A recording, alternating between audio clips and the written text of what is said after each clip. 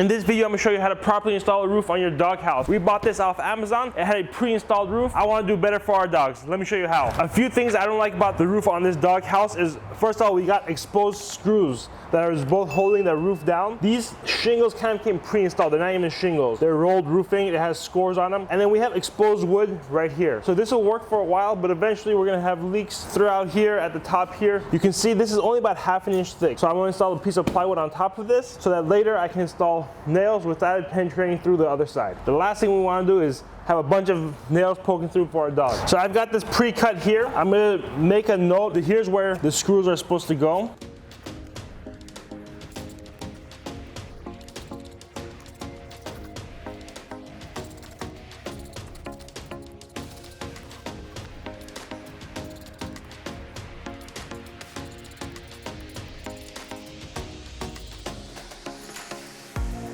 All right, now that we've got our plywood on, the next thing I want to do is cut my drip edge. The other thing I've thought about for my drip edge is I've got a shorter drip edge, so only 1 inch height. That way it won't be passing the little wood trim board, whatever this is. The last thing I want to do is leave sharp corners. So I got a smaller drip edge so we don't leave any sharp corners that prevent any dangerous cuts.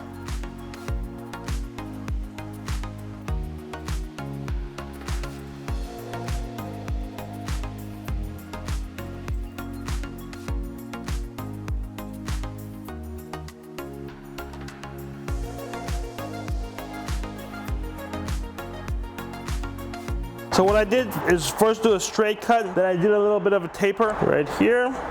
Just give it a little notch so that I'm able to bend this at a 90-degree angle without causing it to deform. Now I also want to cut this and have it just a one piece, kind of a U shape. So I've got this right here. I'm gonna do the same thing.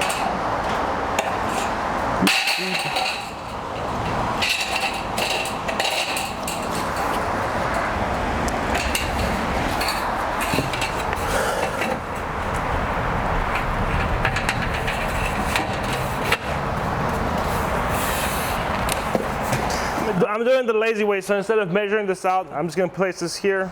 I've got essentially my line. I'm gonna go off right there.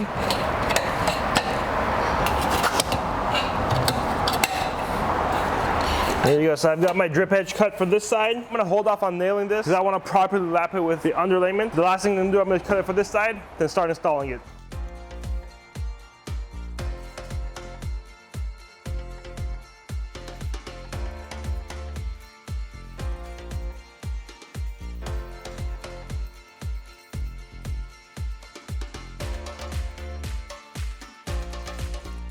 All right, perfect.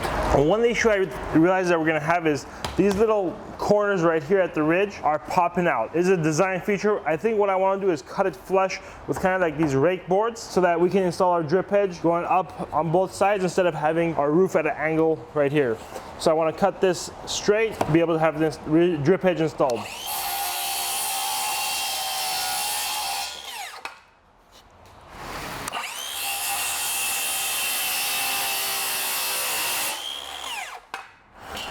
All right, I'm ready to install the drip edge. Now, the right way of doing it is having the underlayment on top of the bottom drip edge and the side drip edges on top of the underlayment. So what I want to do is just put this on, and the way I've got it is the drip edges for the sides here are on top. I'll show you what I mean right now.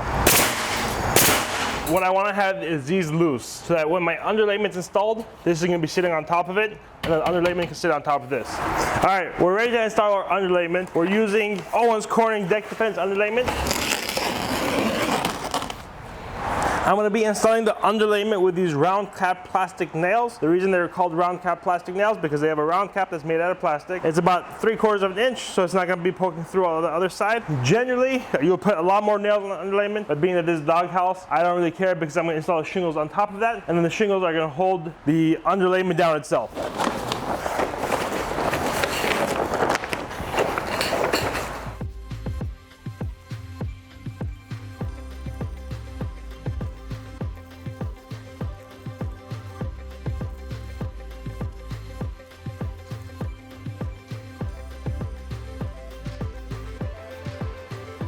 A trick to installing these round cap nails, what I like to do is hold it between my 2 fingers, give it a light tap, just like any other nail, then drive the rest of the nail in.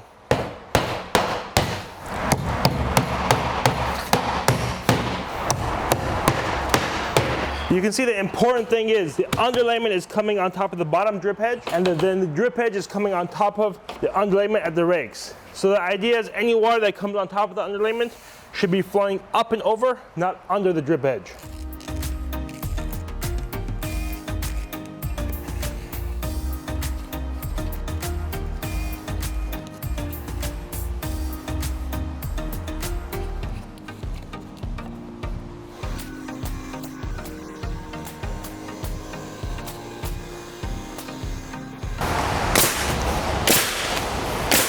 Next, we're gonna be installing our starter shingle. So these are Owens Corning starter shingles. You just fold them in half and you're ready to go. The purpose of the starter shingle is very important. What this does is it adheres to the shingles, not allowing them to lift up. You put this on the first row, and this is actually the perfect length, so not even a need to cut it.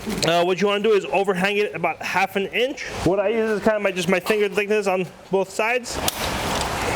So now that we got our starter shingle aligned, what we want to do is nail it in place. Again, we have a 1/2 inch gap on the bottom here, an overhang to allow the water to properly drain off. We want to nail it about 2 to 3 inches above the bottom of the starter strip, and about 5 nails per shingle. So we're going to put 1 at each end. We're going to do 1 in the middle, then 1 on each side.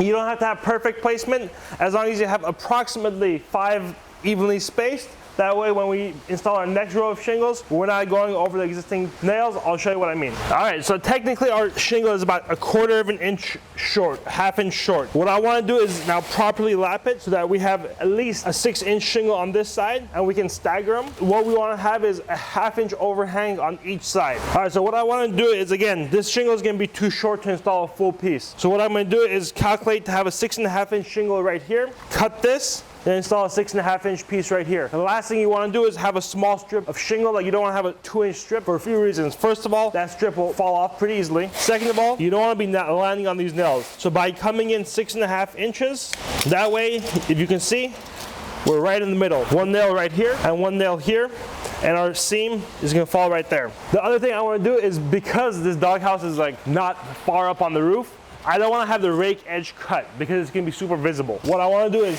pull this in, leave my 1/2 inch 3/4 gap on this side, then measure over here for my 6-inch space. As you can see, I've got my 6.5, 7-inch piece of shingle ready to install. For this video, we're installing the Owens Corning duration shingle, which has the sure nail strip. We're installing the best for our dogs. Now, if you're installing a different shingle, each type of shingle has a different, what's called a nailing zone. You want to make sure you hit it correctly so that your shingles stay on and don't slip off. So the way we're going to do our pattern is, each shingle, we're pretty much going to cut back an additional 6.5 inches and kind of create a step pattern. Because the last thing you want to do is align the joints on the shingles. So if you have a full shingle, you're going to be putting 5 nails per shingle. If you're cutting back 6.5 inches, you're going to be putting 4 nails. You cut back another 6.5 inches, you're putting 3 nails. Another 6.5 inches, you're putting 2 nails. You never put a single nail on a piece of shingle, or else you're going to have it shift around. So the next piece of shingle that we're going to put is going to end right about here, and we're going to be installing 2 nails. The idea of nail pattern and shingle pattern is so you don't land on these nails causing a leak.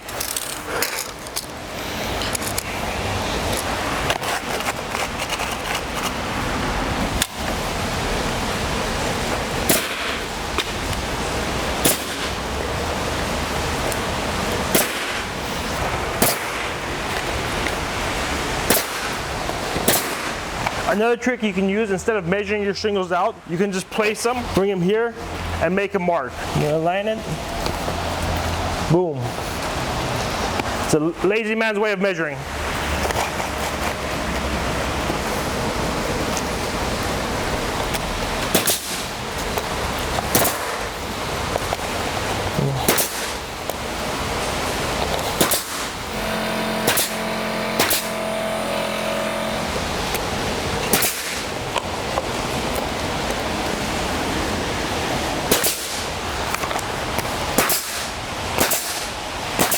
This worked out perfectly, being that the top of our shingles is hitting our ridge. That way when we install the shingles on this other side, the ridge cap is going to cover both of them perfectly. Now that we've got this slope installed already, we're going to be installing the other slope. The last step will be to install our ridge cap. One thing I'm going to do in order to make sure we don't have too much excess build-up shingle right here is I'm going to cut the ends of these shingles off. However, when I'm installing the shingles on this side, I'm going to allow the top of that shingle to fold over. Folding over is good. It doesn't hurt. The ridge caps do the primary waterproofing at the top. However, folding the shingles over adds like a second layer of protection. It's not required by the manufacturer, but definitely good practice.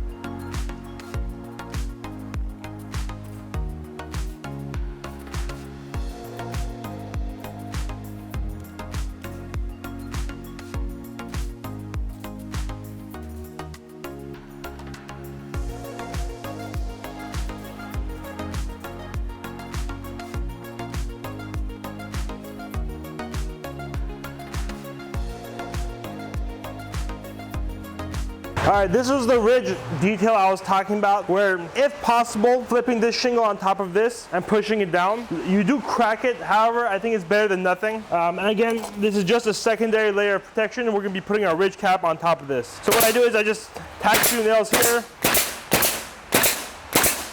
Then I'm gonna cut this excess off. Then we're gonna be doing the last step, which is installing our ridge cap. While cutting it, you either wanna put a protective board underneath it, or just be careful that you don't score the shingle that is underneath it.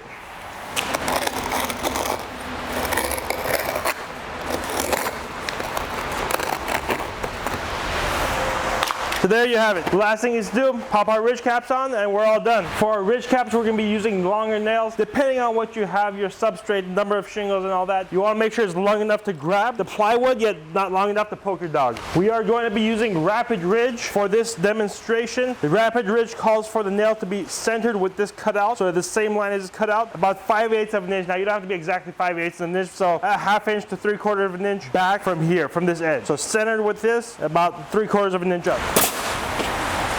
Maybe if you show, this is right about where you want the nail. Now usually on larger projects we'll snap chalk lines to make sure it's nice and straight. However, if you can't do it straight here, you probably shouldn't be doing it at all. Depending on the roof, you can do different things, but the last one here is installed the opposite direction. Then we'll install a final cap on top, and I like to overhang it a little bit past the shingles just for aesthetic. All right, so you can see we have this exposed area right here. What I want to do is take this, pretty much fold it in. Now I'm going to cut some of this extra shingle off and essentially create a cap for this middle right here. So this is essentially pretty much what I have. Actually, I'll probably end up cutting these tabs off as well, just so you have a nice little clean cap. We'll nail it from on top and seal the heads. We're just going to be sealing these nail heads up and call it a day.